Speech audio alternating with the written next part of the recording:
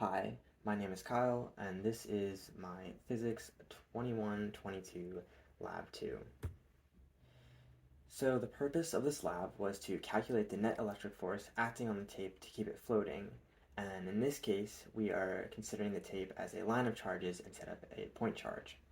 The fundamental ideas here is that the equation for an electric field is the force vector equals the charge times the electric field vector, and how to find the electric field of a uniformly charged object using an integral.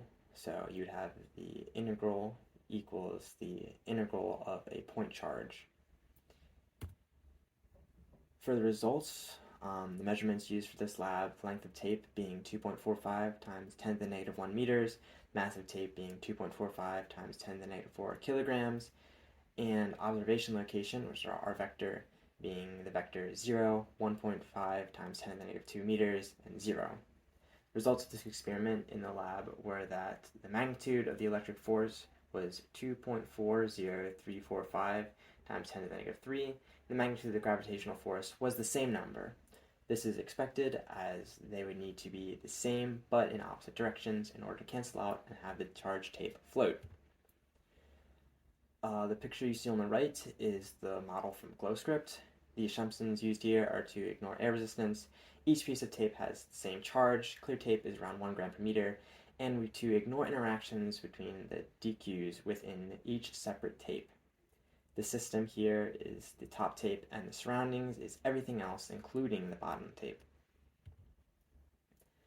As for the code of this lab was an all-coding thing.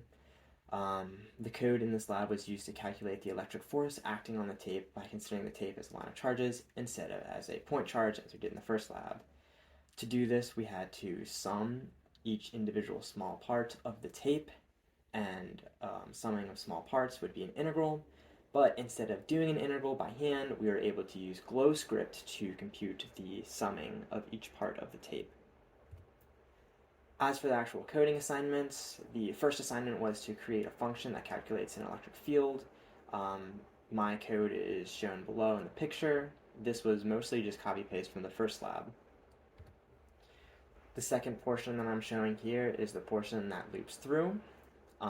These two for loops are what loops through and adds all the DQs into a final variable, which was called FE on top. This takes place of an integral. Finally, the force vectors for the gravitational field and the electric field are calculated and created in this portion of the code as shown on screen. My full code will be linked in the description. Sources of error for this lab are that the charge calculated in the previous lab could be incorrect. If this value was wrong, then it could mess up the calculation for the magnitude of the electric force. If this value was wrong, you would see that the magnitude of the electric force would be different than the magnitude of the gravitational force. What if questions? What if each of the tape was modeled as a single point charge? The value of this point charge model would be different, greater than the value from the line charge.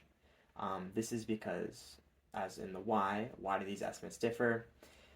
Which value is more likely to be closer to the real value and why? These estimates would differ because some of the summed vectors in the line charge have a horizontal x component, which when you add their magnitudes would take away from the y component.